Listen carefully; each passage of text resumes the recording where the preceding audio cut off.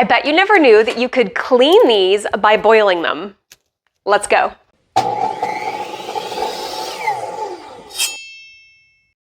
So we got a pot, fill it with water. We're gonna put it on the stove, bring it to a boil.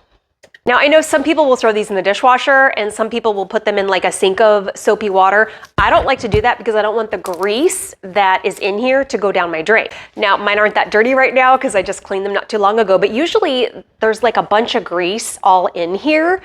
So I'm gonna do it in a pan of water instead so that it keeps the grease out of my drains. Now that we've got that water boiling, we're going to add some baking soda. Here's the thing though, you don't wanna add it too fast or it's gonna boil over.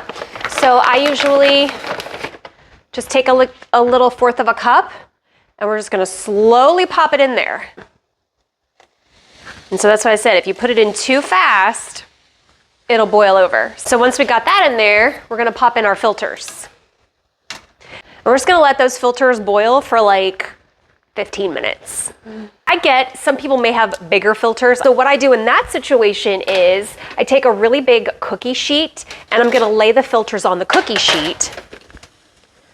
I'll boil my water, slowly add in my baking soda, and then I'm gonna pour it onto the cookie sheet and let the filters just soak right here for about 10 to 15 minutes.